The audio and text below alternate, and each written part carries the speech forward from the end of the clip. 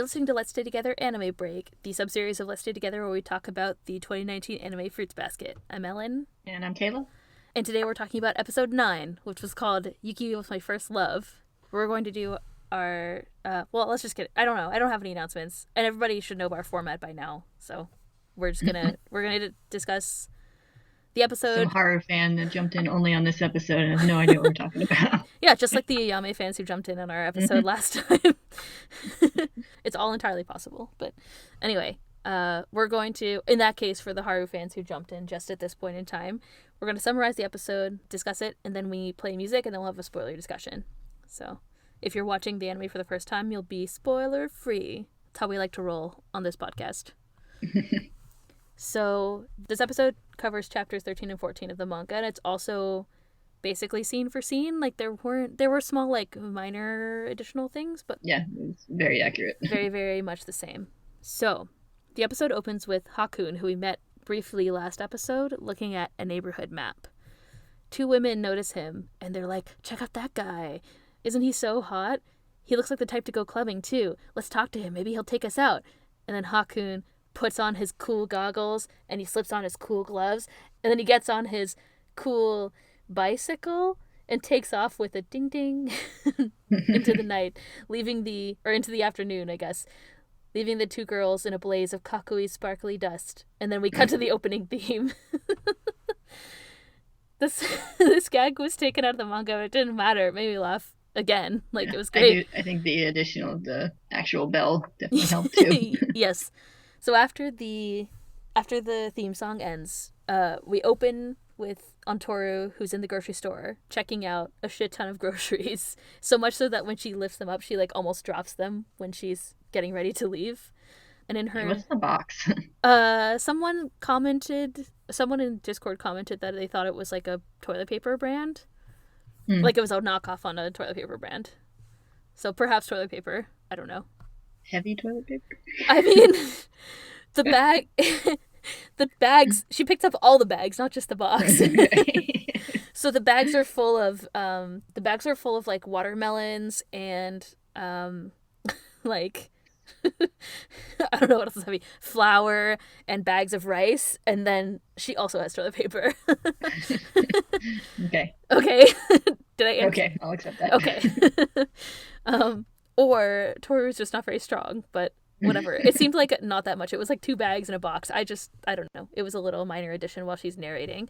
So while she does that, she narrates that it's winter break is now over and she's still living her best life at the Sohma house. No, she's not living her best life. She said that she's still having fun or something like that. She steps out of the store, all bubbly and prepared to thank Yuki and Kyo for waiting for her, but of course walks into the middle of a shouting match between the two of them. Step outside and let's do this, Kyo says. And Yuki is like, we are already outside, stupid cat. Kyo growls while Yuki thanks Toru for shopping and takes the bags to carry them. He doesn't struggle with them like she does, just for the record. Even though it's rice, watermelons, and flour and toilet paper.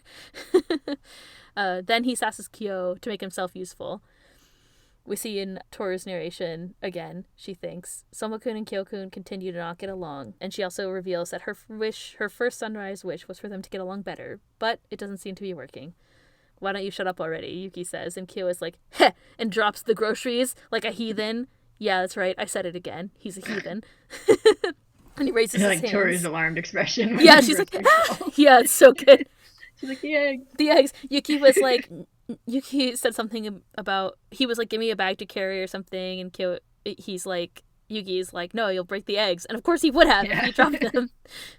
But as I stated before, it's clearly canon that she's carrying watermelons, rice, and... No. So, Kyo raises his hands as if he's about to fight, and Toru's like, please don't fight.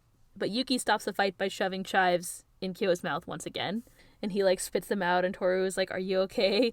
While Kyo groans, and Yuki looks satisfied with himself. And then Yuki coughs conspicuously. Hold on. Did you say tuberculosis? Yeah. Yeah, he's got the consumption. It's obvious. We cut to Shigure's house later that night, and Shigure comes in to let them know the bath is free, and he suggests that Yuki go next. And Yuki says that he's not planning to go, and Shigure is like, no way, you dirty boy. I don't know. He does say something like that, but Yuki says that he's he feels like he's getting a cold, and so he won't take a bath. Toru comes over quickly. She stands up and quickly goes over to him, saying it's terrible, and feels his forehead. And it turns out that he has a slight fever, and Yuki blushes at her kind of like reaction to him saying that he thinks he's getting sick. Shigure goes to get him medicine, and Toru suggests that he stay home from school tomorrow, and he says he'll be fine, but then she reminds him that tomorrow is their long-distance run. And Shigure is like, the kids these days have it so rough. And then Super Saiyan Kyo shows up. And then, do you remember the weird club music that we talked about before? That like, yeah. do. That music plays again in the background. I don't know if you noticed. I didn't, probably because it's more appropriate to Kyo being weird than having her friends over. Yeah. So the weird club music begins from last time as Kyo says, long distance run, you say? A marathon. A race run in groups, which means a competition. Yuki coughs delicately. Kyo is like, tomorrow I'll show you who's the fastest. And Toru protests because Yuki has a cold, and Kyo is like, a cold? He'll be fine if he takes some medicine and goes to bed early. And then Kyo makes a dramatic exit by slamming the door. And then Shigure gives Yuki the medicine and reminds/warns him that he might transform if he gets too weak, which we heard about before. Toru thinks she's worried. She'd prefer that Yuki would just rest, but of course Kyo will be angry if he doesn't go through with the run. I hope nothing goes wrong tomorrow, she thinks. The next morning, everyone is getting warmed up for the run and admiring Yuki's beautiful, pale legs. Toru goes over to check on him, and he says he'll be fine to race. He thinks he'll be fine to race. Plus, he says, looking at Kyo, who is, like, already on fire with chutzpah, he'll complain forever if I don't, Yuki says. Yuki asks about Uo and Hana, and Toru says that Uo is skipping, but Hana is... And then before she can finish her sentence, she's interrupted by one of the Prince Yuki fangirls, sassing her for being so familiar with Yuki. And then another one shows up and helps drag Toru off, saying that the girls' race is about to start, because I guess they started at different times or whatever. Toru's all wobbly on her feet and swirly-eyed when she runs into Hana, who asks what's wrong, and Toru says nothing, and Hana's like, oh, that's all right then. But of course we can see the Yuki fangirls in the background who were harassing Toru earlier start to experience hearing voices and stuff, and there's all, like, I don't know, like, lightning-y stuff in the background around them. Toru says to Hana that they need to do Uo's share of the running too, and the Prince Yuki fangirls continue to freak out. I'm not much of a runner, but I'll do my best, Hana says. The starting gun sounds, but just beyond the starting line, Hana collapses dramatically. Woe is me, the subtitle says. Toru's like, what's wrong? Hana apologizes, says she can't run any further, and she grasps Toru's hands and says, I'll simply have to walk from here. And Toru is like, Hana-chan. And then the teacher is like, walk, crawl, or whatever, just start, Hanajima. We cut to the guys lining up to start, and Kyo is already holding his shoes. So I saw a couple of comments that people were like, why is he running without shoes? Like, I don't know, that was also in the manga. But the starting, I just thought it was funny, he's already holding them before they start running. The starting gun sounds, and Kyo, who is still not wearing shoes, of course, and Yuki take off at full speed. And Kyo is like, I'm gonna beat that damn Yuki and win. And Yuki is like, shut up. And then Kyo's like, win, win, win, win, win, or something. I can't remember exactly what it says, but he's yelling, screaming. The other guys are all like, wow, they're so fast. This isn't like a 100-meter dash or whatever. Meanwhile, out on the course, Toru wonders if Yuki will really be okay. And then she sees what she thinks is an old man in the grass and runs down to check on him. But as she gets there, she realizes it's actually a young guy with white hair and starts to apologize, like hopping on one foot and then sliding and like slipping and sliding down the bank in the process. The boy asks if she knows the Sohmas, and she says she asks if he's a Sohma as well. He says he is, and he starts to introduce himself, but their conversation is interrupted by the sound of Kyo screaming in the background and shit-talking in his tough guy voice. We cut to Yuki and Kyo running, and he gets just ahead of Yuki as the boy that Toru is talking to rolls out a thin rope across the trail and then tugs it tight right as Kyo passes and trips him, and Kyo skids like face first into the ground. Toru freaks out and asks if he's alright, and then Yuki arrives as well. And Kyo stands up and screams, what the hell was that for? And the boy we know as Hakun says, well, he wouldn't have stopped otherwise. Haru? Kyo asks. Haru also turns to the camera at this point. The boy that we now know as Haru turns to the camera and says, don't try this at home, kids. And Kyo is like, don't do it to me either. I like that so far they kept all of the like good jokes from these chapters in the manga. It's pretty great. So this time it's Haru, Yuki says, and he kind of like comments on how everyone is coming to visit them to meet Toru, I guess. Shouldn't you be at school, Yuki asks, and Haru is like, well, I left on Sunday, But somehow I wandered into a neighborhood I didn't recognize, and then somehow 3 days had passed. A mystery. In the Japanese version, he says mystery in English, which Yeah. is really funny. It did. Every time it's like, mystery. Like, it's so good. Also, I really like Haru's voice. I feel like it's a lot deeper than in the original anime, at least in my recollection, but I like it. Yuki is like, just admit you got lost. They see the other guys from the school kind of like running up the trail, so they get off the path.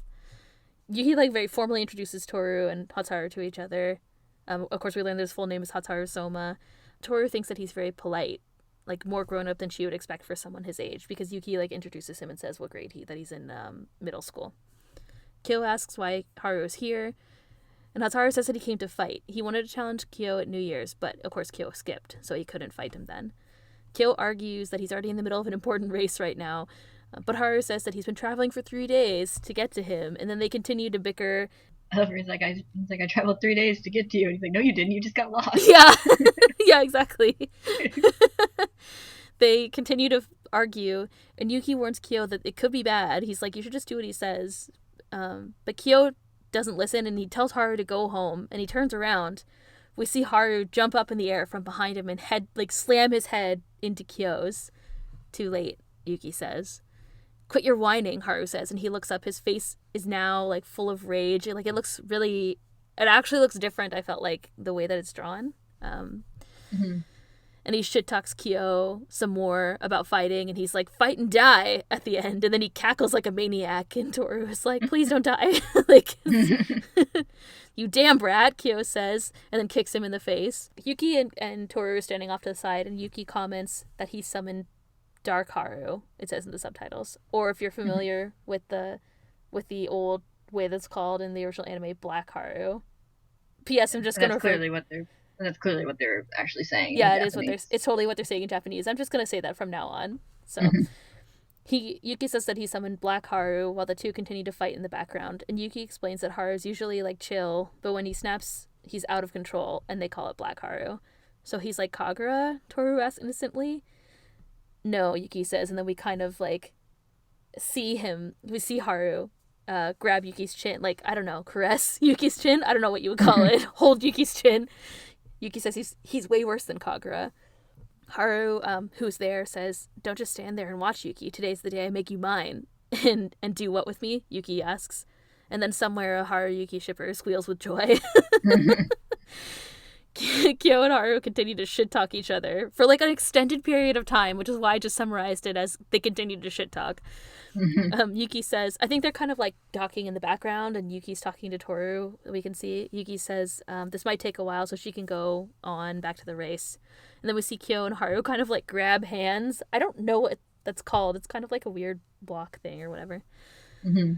Haru threatens, if you don't hurry up and fight me, I'll make that girl mine too. And Kyo is like, what the hell does that mean? And then Haru says, I'll do certain things to her, maybe even uncertain things. Kyo is like, what the hell are you even saying?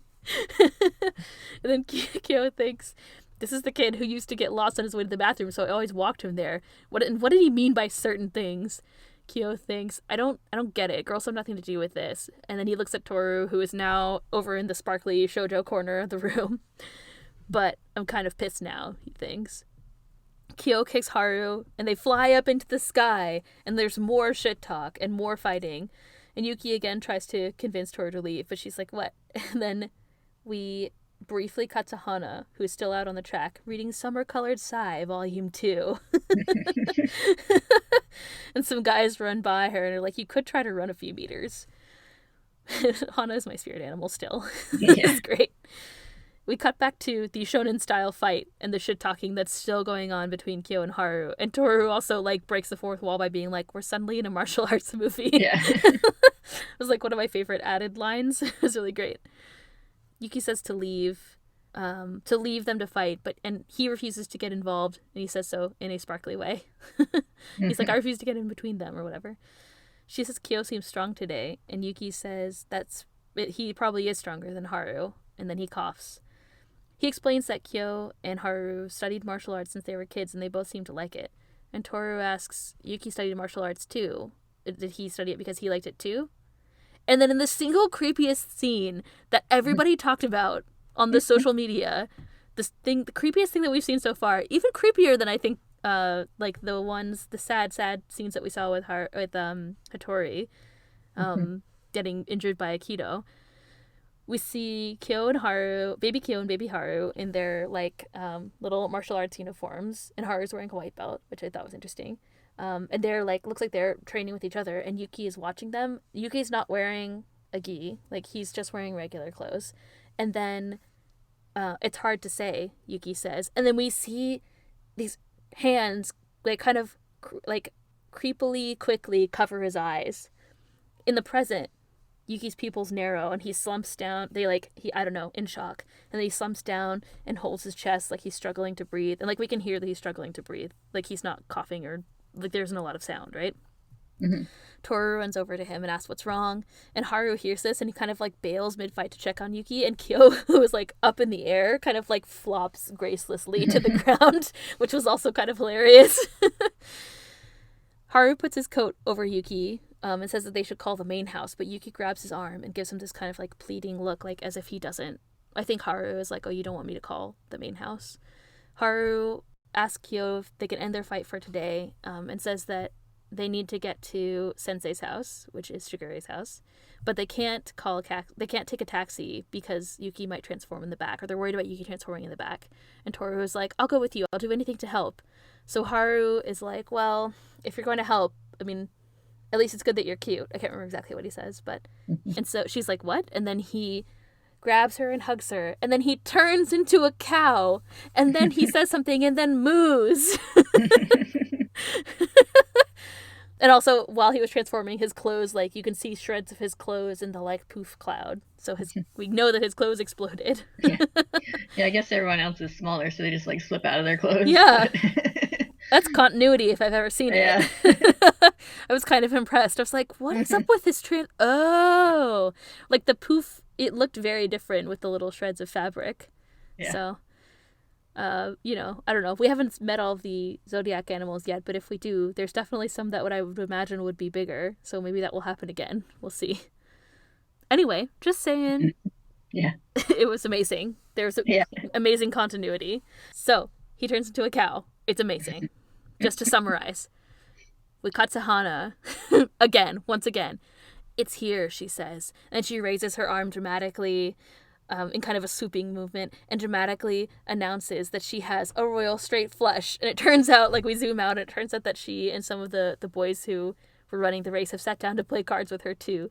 And the teacher is like, the teacher is there, and he's like, if you're not gonna run, then go home. I was worried when they added in the dramatic card playing to the earlier episode that they were gonna like cut this. Mm-hmm. This is where the dramatic card playing actually showed up in the manga, but nope, they just added more dramatic card playing. Yeah, it's very dramatic, and I enjoyed that.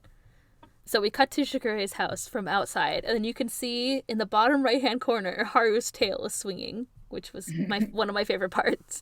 And Shigure, you hear him laughing from outside, and then we cut inside, and he's laughing, and he's like, oh, so you came home like that, huh? And Kyo is like, it's not funny, while Haru, like, chews on Shigure's kimono sleeve. He's like, Shigure is like, I bet people were staring. And then we cut to all of the group walking home, followed by little children saying, hey, look, a cow. And then Kyo hisses at them like a vampire, which is great. Or perhaps like a cat, one might say. Yeah. He just like put his hands up them. Like a vampire. Yeah. I stand by what I said. They take Yuki upstairs and they lay him in bed. Like, Shigure gently like tucks him in, which is kind of charming. It's one of the nicest things Shigure has done so far in this series. Shigure says that they can go. He's like, well, now you brought Yuki home, so you can all go back to school. But Toru says that she'd rather stay here and take care of him because colds can be dangerous and they shouldn't be taken lightly. And her mother won't understand. So this is like referring. The dialogue was a little bit vague, but it's referring to the promise that she made to her mother to do well and to finish school. Shigure then volunteers to go and get their things from school, and as he's leaving, he tells Kyo to call Hattori, and he's like, why? Why should I have to do that? And then Haru poofs back at that instant to his human form and is like, I'll do it, and casually walks off, and Kyo is like, don't just walk around naked, while Toru, like, freaks out. Shigure says that he's leaving, like, he walks out of the house and, like, calls up to the window, which I thought was funny. Shigure tells her to take care of Yuki. Toru thanks him for going to get their stuff, and she's like, Shigure is so kind. He's a kind and deeply caring person. Then Shigure thinks, high school girls, up close and personal. So, sorry 2001 anime fans, there was no High School Girls song this time. Yeah. Back inside, Haru hangs up the phone, and Kyo asks what Hattori said, and Haru is like, he chewed me out for some reason. A mystery. And Kyo is like, well, you did disappear for 3 days. And then Kyo asks if Haru wants to finish the fight, and Haru is like, nah, you're stronger. I need to train more. And then Kyo is like, where do you get up putting me through all that and then just like backing down now? Now you're back to white Haru. And then he grabs his head and starts to noogie him with his elbow. And then Haru is like, ow, in like the most chill possible way, which is amazing. At that time, Toru comes downstairs and she's like, oh, you're not Black Sun anymore, which is also really funny. And he's like, nope, which is also really great. I felt like they did a good job of representing the difference between his like black side and his white side, especially in this scene. I'm a fan of Haru's voice acting in this episode. Yeah, it was good. Haru asks how Yuki is, and she says that he's sleeping. And then Haru is like, don't attack him in his sleep, Kyo. And Kyo's like, I would never. I'm gonna fight. I'm gonna win in a fight against him fair and square. And then he's like, this is lame. I'm going back to school. At least that's, I imagine, he didn't actually say it like that, but that's how I feel it should have been said. Very pouty. His voice actor is just like, this is lame. I'm going back to school. And then like, pieces out. Anyway. Stomping off, still not wearing shoes. Still not wearing shoes. I wonder where his shoes are, because he's like not carrying them anymore. Like, did he just leave them by the... Probably in the field by the shreds of Haru's clothes. Yeah, really. Someone comes by and is like, what happened here? Yeah. Did a man just explode? Combustion. Yeah, must be. In the kitchen, Toru fills up a water bottle with like cold water for Yuki's head, and Haru is there, and Haru asks if Kyo and Yuki fight every day, and she says no, but they do argue, and Haru is like, oh, I guess they are getting along better now, and Toru is like, she drops the water bottle in surprise, and then Haru continues to explain that they used to be more uptight and gave off this really like stay away kind of vibe, but it seems like those vibes have lightened up, maybe perhaps because of Toru, and of course she denies that. Haru and her walk upstairs, and Haru says it's good that they're changing, especially for Yuki, who was his first love, to which Toru drops the water bottle once again. Haru says that he likes Kyo as well, but Yuki is special to him. Haru says that it wasn't always like that. He actually hated Yuki when they were little, though. And Toru asks why. Because he's the rat, Haru says. And Haru continues, in the old myth, the rat rides on the ox to get to the banquet. I resented him for that. When they were little, the adults used to joke about the ox, and they said that he was slow and stupid and was used by the rat. And Haru felt like they were laughing at him, saying that he was slow and he was stupid, and he blamed all of that on the rat. He says that he was so angry. He was always angry and lost his temper easily, so much so that his black side formed. He put his parents through a lot of trouble, he says, and so he took up martial arts to get rid of his stress, but it didn't work. And then we see kind of a shot of baby Haru and baby Kyo training again. Haru says that he enjoyed martial arts, but it didn't stop people from making fun of him. And then one day, he finally came across Yuki, and they had never spoken before, it turns out. And he says that he snapped, and we see Haru's flashback. He's wearing his gi, his tiny baby gi, and he confronts Yuki, who's standing on this, like, up on this bridge thing. Like, he's very separated from where Haru is. He's wearing like a kimono and like a kimono coat. I hate you, baby Haru says, angrily, extremely angrily for a baby. It's your fault that everyone makes fun of me. It's your fault for being a dirty cheater. It's your fault that I'm stupid and an idiot. And like Haru, he pants after yelling as baby Yuki asks, Are you? Are you really stupid? And then baby Haru has a moment of realization and looks down in shame, and he kind of like grabs his clothes. No, he says. No, I'm not stupid. Okay, Yuki says. I believe you.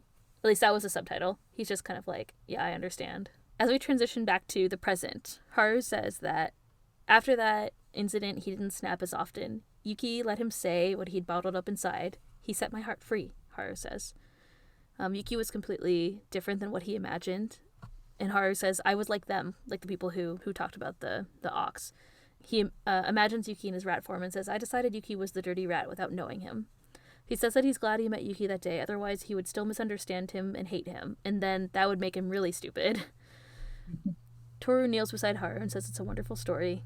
And then Haru says that he was also surprised to see Yuki smiling so calmly next to her earlier. He never smiled like that while he was at the main house. And that's why he thought that it was Toru who might be lightening his heart. she's like, I'm really not doing anything to deserve so much credit. And Haru's like, well, maybe we should test it. And so he whispers something in her ear. Yuki suddenly wakes up and he asks how he got home, and they explain, and then Yuki thanks Haru, essentially, for carrying him as a cow. FYI, he says, or at least that's what's in the subtitle. Yeah. I gave her the full details of how much I love you. And Yuki is like, why? She might take you seriously. And Haru is like, I am serious. But Toru says, it really was a wonderful story, Yuki-kun. And he starts to say something, but then he suddenly realizes that she called him by his first name, and he blushes, and then poofs into a rat, and then he, like, flops and bounces on the water bottle, which was amazing.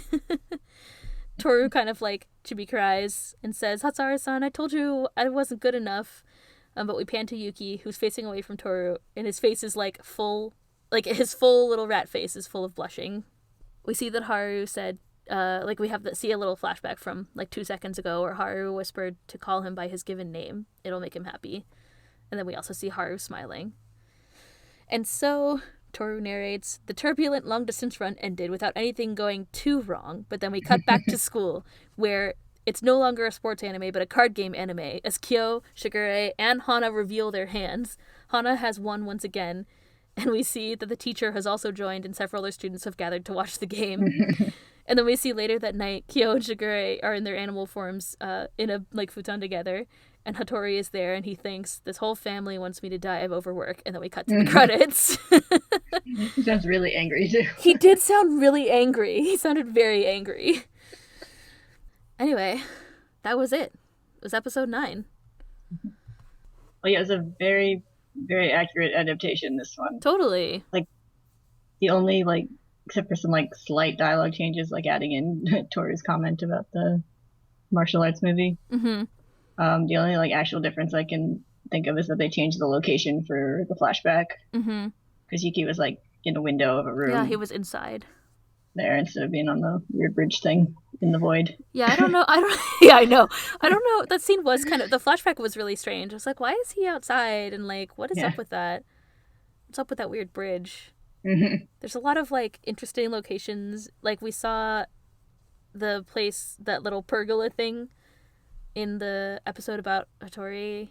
Like, there's a lot of stuff in the main house, garden-y stuff. So I guess it makes sense there might be a bridge, but it's kind of weird. And it's weird how it's in the void, as you described it. Yes.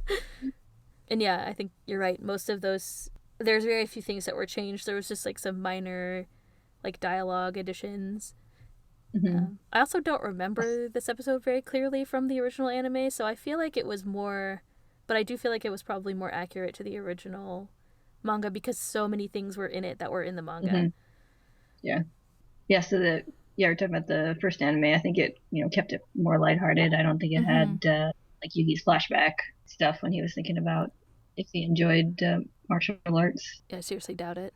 When we read this in our regular episodes and read the manga, I had completely forgotten about that panel, and I was commenting, like, I was getting bored of all their shit talk, and then suddenly that panel is injected there, and I was like, whoa, whoa, whoa, whoa, whoa, whoa, whoa, whoa. And then this time, when it was animated, it was even more intense. Yeah, I think like they did something with, like, the speed of it and everything that made it pretty creepy. They definitely made it creepy, and I liked it that way, frankly. Yeah. Also, they added the cow to the credits, and also with the monkey riding on the cow. Yes, we saw the monkey. We don't know anything about the monkey yet, but we saw the monkey. That was exciting. Yep. I also want to point out that whoever did the official summaries on Crunchyroll and Funimation, like, kind of cribbed your summary from that episode of the podcast. Really? Because it had you had the Kyo fights Haru, Yuki fights a cold gag, and the summaries say, like, Yuki fights Kyo and Yuki fights a cold or something. So nice. It had the same kind of sequence of that gag at the beginning. Good. I'm reading it now. Yeah. Kyo fights Yuki, Yuki fights a cold, and Toru meets a new Soma, whose mood swings may be even more extreme than Kagura's. I'm full of predicting the future for this podcast. That's all I want to say. That's funny. Yeah. And the translations changed it from black and white Haru to dark and light Haru. Yeah. I don't really have a strong comment about that. Yeah. I think they probably just trying to avoid, like, I don't know, race implications or something.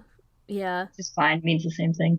Yeah, for sure. You missed out on the cow gag, I guess. But... Yeah, I guess so. but I think it's a fine choice. Yeah, I'm indifferent about it, Yeah, it's frankly. fine. It's the same things about his personality are implied, whether you Yeah. call it dark or light or black or white. hmm One thing I noticed with the anime, and I don't know if I can't remember if it had it in the manga, but when Yuki like tries to stop the fight, he actually directly addresses Kyo. Yeah, Like he says, "Hey Kyo," like yeah. to try and talk to him. I don't think they really address each other by name very often, so kind of noticed that. Oh, yeah, that's cool. I don't think they normally do that. I think you're right. Yeah, They're just like, I hate that guy, or whatever. yeah. Or they're like, Like they'll you. use like they'll use each other's name when they're talking to other people Mm-hmm. about each other, but when they're talking to each other, they don't really. So Mm-hmm. it's something I noticed. I don't know if it was like that in the manga originally or not. I don't I know. can't remember from the translation. I don't think it was, but I think he might have called him that way in the manga too. So, hmm but yeah, I think yeah, all it's those just easier to things. notice in the audio, so Yeah, it when you caught my hear him. attention. Yeah. Mm-hmm. Mm-hmm. So maybe it's just like I think they're all like these little things that show that they're getting to know each other better. hmm It adds on to what Haru said that they're like actually getting along better, even though Toru doesn't really think Yeah. so. hmm Even though they literally fight. This whole episode is like I feel like this episode's like 95% bickering Yeah. from start to finish. So, but also like it's interesting that you point that out because one thing that is kind of missing that's probably not very noticeable, but it's something that I noticed was that so like what happens in the manga is that Kyo and Haru start fighting. Yuki starts coughing. He starts having like his breathing issues. So then Haru goes over to help him, and then we see this scene. We see this. So like in the anime, what happened was that Kyo was up in the air and he like falls down comedically. But what hmm happens in the manga is that he's kind of like on the ground, and we see him looking at Yuki with out of concern. So like hmm it was something that we pointed out that showed that they were getting a little bit closer, I think. And then in this case, like that scene was cut, but I guess Yuki calling him directly I by think his it was still name. there. It just didn't have as much attention drawn to it. Like I still noticed Maybe. Kyo kind of looking concerned in the background, and then like when Haru asked if it's okay if they delay their fight, he's kind of like, yeah, yeah, fine. Yeah, yeah, yeah. Like he was kind of distracted. It's true. I guess Yeah, it's not as conspicuous. It's very. yeah. It has to be There's just not like drawn. a close up or anything. Yeah, I guess like in the manga, it has to be drawn that way to be conspicuous. So, Yeah. um, sorry, the creepy scene with Yuki is interesting. Like, it's so creepy. I don't hmm know, man. All the scenes with Kyo and Haru. It's interesting that we get to see this relationship with Kyo where something is kind of like positive. hmm Because I think we've heard a lot about Kyo kind of being shunned from zodiac stuff. Like he doesn't get invited to the banquet we saw in the last episode, the New Year's banquet. hmm Oh, we know that Kyo lived outside of the main house as well, as hmm opposed to people like Yuki and Momiji and Hitori and Shigure, who have all been invited to live inside the main house. So it's kind of nice that we saw like a relationship with someone other than I guess like Kagura that was sort of positive between hmm Kyo and that person. So Kyo and hmm Haru, they trained together as children. Kyo says that he used to walk into the bathroom and stuff like Yeah. that. Like I think they have an interesting relationship. Yeah, I've always liked the little friendship that Mm-hmm. Kyo and Haru have. Like you can tell they're like friendly with each other, even just how Kyo like gets him in a headlock and like nuggies him after he like turns back. Yeah, and he's clearly wearing Kyo's clothes after he transforms back too, because his were Yeah. shredded by his cow self. hmm Yeah, it's like something we've seen Kyo wear in an earlier episode, so it's Yeah, definitely his clothes. yeah, his like red shirt. Did we learn anything else about the curse? I mean, we saw that Yuki transformed when he was. Well, they were worried about him transforming, but he didn't transform when he was sick. hmm Only when Toru said his name, Yeah. I which is interesting to note. So, I guess you don't have to always be like physically weak to transform too. think he was probably on the brink and that just pushed him over. Just shocked him to Like, his core. this is too much. I'm gonna be a rat. A blushing rat, his Yeah. whole face covered in blushing. Yeah, I don't know. And then we learned, I mean, obviously we learned about Haru. So there's like a bunch of obvious things we learned. We learned about Haru's backstory with Yuki and how he blamed Yuki. Like there's a couple of things that we see about the family and the curse that are kind of like based off of the folktale. hmm Like I said, all that stuff I just said about Kyo, but then also additionally, like the family saying that Haru is dumb or like that the cow is dumb, the person possessed by the cow is dumb, and therefore Haru is implying that Haru is dumb, and then him taking that anger out on baby Yuki, hmm and that forming the whole like basis of this like I don't know what you call it, his temper and his rage and his lack of control all stems from that. Mm-hmm. Oh, and then we learned about Hana. Not to forget about that. Mm-hmm. How she did something to the Yuki fangirls that Mm-hmm. caused them to hear voices or whatever. It's hard to write their dialogue down, but Yeah. you can see them like freaking out in the background and saying like, "Oh, the 12 will descend" or whatever. Like they say a bunch of weird stuff. It was also like directly out of the manga. Like it was almost exactly the same things that they said. Yeah. I also loved how Hana was so dramatic. She's like, "I can't go any further." Mm-hmm. That was fun. I don't know. I don't have that much else to say. No, it's pretty identical to the manga, so there's not much to say that we haven't already said. True. And also like it was also kind of straightforward. Like we saw the backstory, we saw everything. I think the only like mysterious thing is maybe that scene with baby Yuki's eyes getting covered, but other than that, I think like there wasn't a lot of things were just straight up revealed. So like, we got everybody's backstory right away, and now we finally know who Haru is, even though we did briefly meet him in the last episode. So I think that's about it. It's a pretty short one. Or like a short discussion, I think. Yeah. Yeah. So that's it for this episode, unless you're going to listen to us talk about spoilers. So next time we'll be talking about episode 10, and we'll see you next time. Bye-bye. Bye.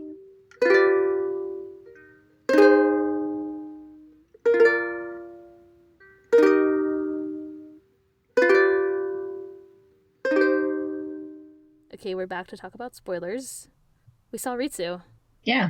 Interesting choice.